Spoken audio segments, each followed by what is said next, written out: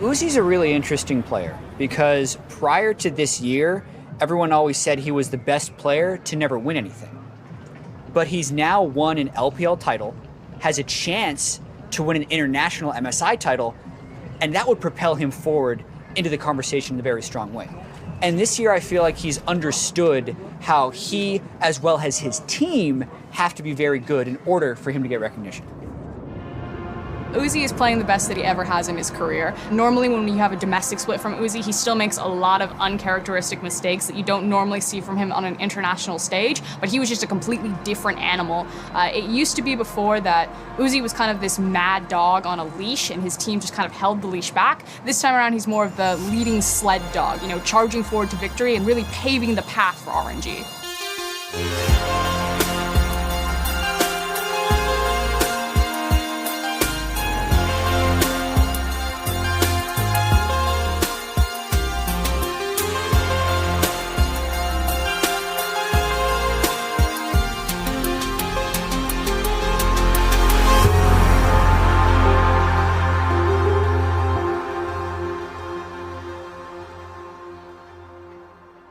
Hello and welcome to the conclusion of MSI 2018 as RNG ready to reclaim the MSI Championship trophy for the LPL as they look to take down Korea's King Zone, Dragon X. If I truly believe that Uzi is the best player in the world right now, then he needs to prove what Faker has already done, that you can look across from your opponents, that you can hard carry your team, and that you can be the difference in a very close matchup. Ladies and gentlemen, in Paris and around the world, let's kick off the fight for the championship and the title. This is interesting for RNG. We set up the defense style, try and wait for Uzi to scale up. BDD finds himself under some pressure as 4 members of RNG look to run him down. First kill of the finals to Uzi. 对，别急，他们少装备，他们现在要发育，他们女警要4件套。 Tanks full steam ahead. They're gonna go for the dive. Prayers, no flash available. King Zone got trapped, and Uzi gets a double kill. 5-0-3. This might be it. A multi-man stun from BDD's bought some time, but nobody is even touched. RNG are destroying, dismantling, deconstructing King Zone. And as King Zone run for their lives, Uzi goes godlike, takes down the inhibitor turret, and turns his attention to the Nexus turrets. And RNG are 1-0 up. Perfect start for RNG.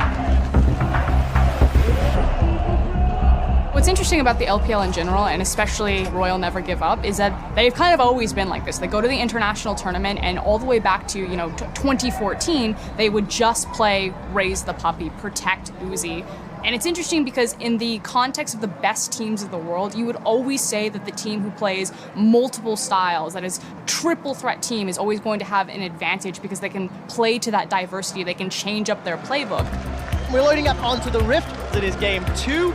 It's another double tank comp on the side of RNG. Yeah, it's another comp where protecting Uzi is gonna be the big objective for them. They're very low. Uzi's also almost dead if they can just get to him. Oh, keep an eye on him. 400 hit points. BDD's looking for targets to Blade Surge. Not going to be able to find the stun though as Casters on the front line. The last remaining full HP tank. Pod gets a rupture onto Let Me. There's at the back end. There's a 2-for-1. Royal Never Give Up have lost this fight. More victims will fall. Got him. King Zone ace.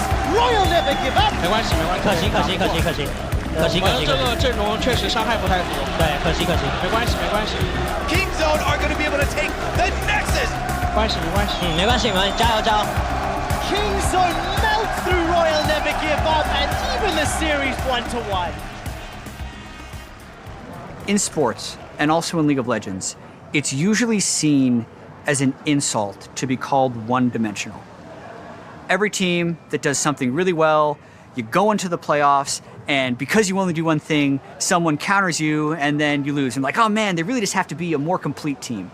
And for so long, that's been the criticism of Uzi. That's been the criticism of RNG.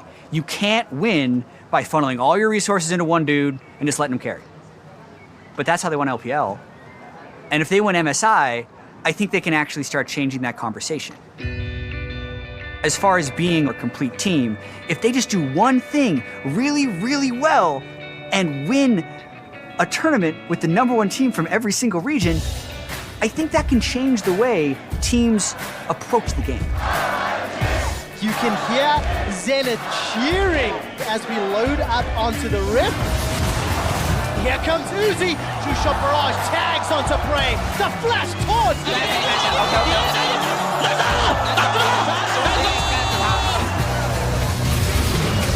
Whoa, whoa, whoa, whoa, whoa. Wow, Uzi manages to use that arcane shift. Now he's exhausted. Here comes Khan. Standing on his bike sometimes. Uzi manages to get down that arcane shift. Lemmy will not find the point. Does he come down and it out? Now Lemmy's in trouble. He gets chopped down, taken out, and killed by Prey's auto attack. But it's Uzi with the doubles. Never doubt Uzi. He actually just baited everyone. Chain of Corruption manages to tag onto Uzi. He uses the QSS, manages to escape with his life for now. Stand United's buying some time. Uzi's just on the front line. They cannot lock down Uzi in time. Kingzone have no defenses, have no power, and have nothing to stop RNG. That's nice. Uzi's got a taste of winning this year, and he likes it. Now they are 1 game away. Uzi's been in the conversation of greatest ADC for a very long time, although I think he finally got to cement himself as the king of ADCs when he picked up the LPL title. He said that he didn't just want his domestic title, that he wanted his international one, and with that, I think you need to start having the conversation of possibly greatest player of all time. It's hard to undo Faker's legacy with how many titles he's achieved, but if Uzi begins picking up these international titles, who knows how long he's going to play for. He's a very young player. He's been mechanically gifted for so long. I think it's fair to say that he's at least now in the discussion if he lifts this MSI trophy. This is match point. The tournament life is on the line. Baron Pit is where the fight is. Look at this. It's already secure. It's Kingzone. Can they win the fight? Nethergoss buys some time. Finally gets into There we go. Friends are a blind kill. Crosses the first. Look at the furthest they fly the cold back. And Uzi trying to do something. He's taken out. It's a double kill and Kingzone get 4. What an opening for Kingzone. They just had the perfect team fight. 카이사 풀 쓰고 죽어서 이거 이번에 게임 끝났어. 이번에 억제기 하면 억제 밀면 게임 끝났어. The only positive for RNG is that Uzi is actually strong enough to take a team fight. That is how RNG can win. We just have to remember how hard it is for Uzi, because he's watching everyone in front of him get hit by 3 to 4 massive AoE abilities that destroys them. So he needs to play team fights perfectly. 你们尽量打团一起往前冲一点，不然他们后排伤害太高了。我直接冲他们后排的要。是吗？对，我要直接冲他们后排，不然我们赢不了团的。 RNG inside the Baron Pit. Superman is down as well. Look at the fight. That's already a kill. Contact is gone. He's going to lose Surrender. And Lucifer picks him up. Okay, there's a go back and forth. The south side. Yuki's already staying alive. He's being chased down. Killer Instinct flashes into the pit. How is he still alive? Uzi is doing it. Uzi keeps RNG alive. 他们还没有水银呢，还没有水银，还差10秒。哎，中路我们要看一波。对，我觉得有机会，绝对有机会。Oh, that's straight up to play. Royal never give up on doing it. 来打，来打！可以吗？可以吗？我觉得可以，我觉得可以，来打，来打！ And Kingzone's base is in tatters. We're gonna do it!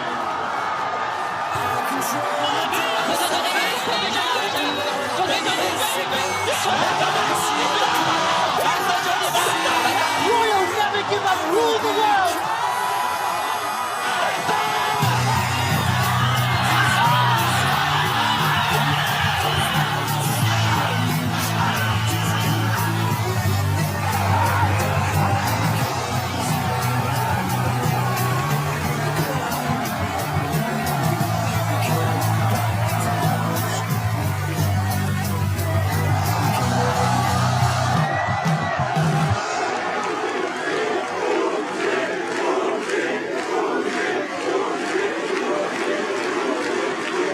He decided in the last big team fight, he survives.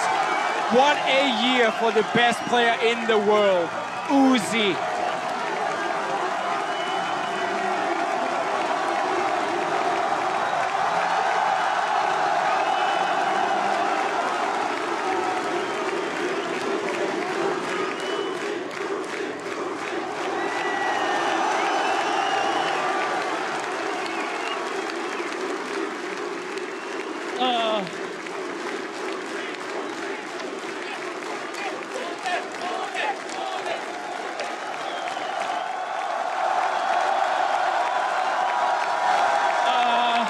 其实真的，这是我6年以来一直一个最大的梦想。我觉得今天实现了，真的，我太开心了。我完全想象不到，我现在站在这里，真的我是冠军，我们是冠军，谢谢你们。